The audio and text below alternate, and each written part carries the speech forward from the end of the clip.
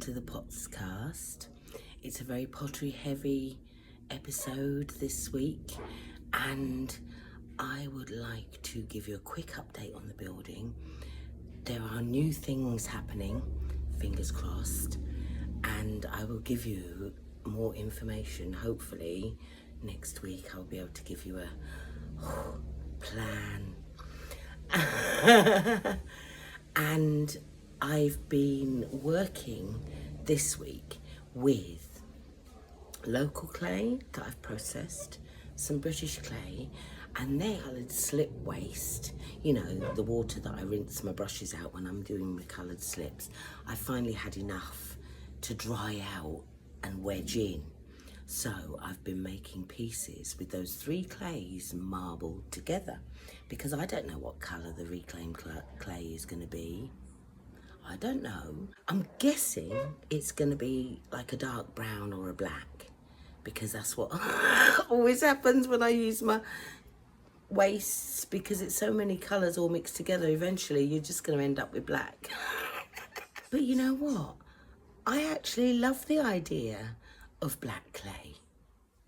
So what you're going to see is you're going to see an update on the sugar beech order that's now complete. Whoop whoop.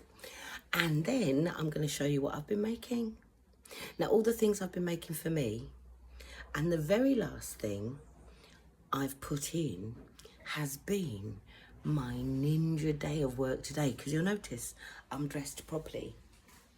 And that's because it's not even 1 o'clock yet and I'm already finished, because I did a sink, a bowl and a plate in less than 20 minutes. Yeah. I'm literally pottery ninja'd up this week. So there we have it. The last of the sugar beech order. Now remember, I've already delivered 4 of the large bowls because I tried really hard to get them in before Christmas. So you'll notice there are still 7 bowls and 11 smaller bowls, and that's because I've made extra. This is actually my favourite combination. I think they work beautifully together. The black one also I think are gorgeous.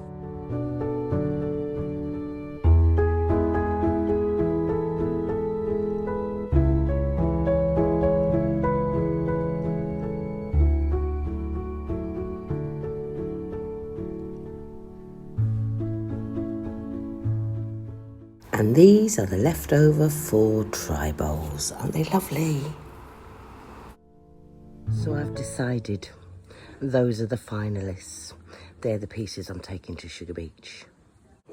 So yesterday I made these. That's going to be a mug. That's going to be a glass.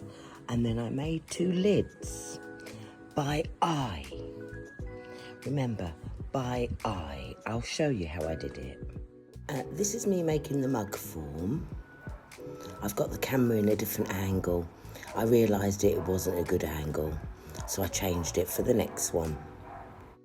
The clay I'm using is a mixture of British clay, local clay, and my reclaimed clay that I reclaimed from my coloured slip waste. Now I put the pot behind me, so when I'm throwing these 2 lids, I can't see the pots that I've just made, and I want them to fit, but I can't be bothered to measure, so I do it by eye.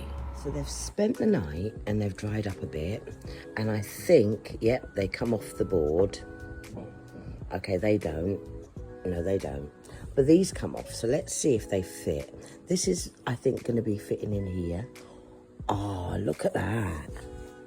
I'm thinking it, but I'm not going to say it yet. I'm not. Let's try this one. Now remember, this is completely by eye. Look!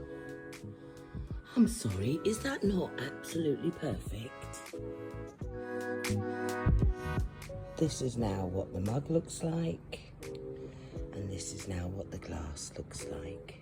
Can I just point out that I had to carve all of this away, including that bit under there. So I'm feeling quite happy about that. And I put a little knob just so it's easy to lift up.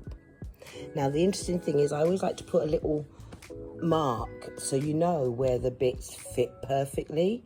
So I used my A mark on this one, and on this one I've put a little mark there.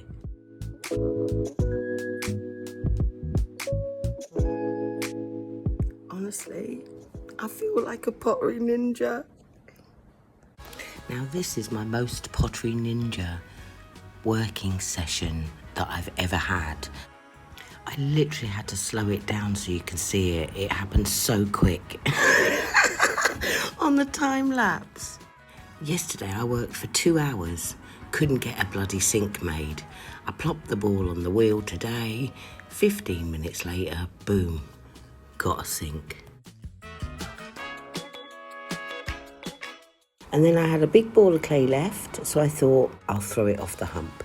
So I thought I'd do a bowl, and then I'll make a plate.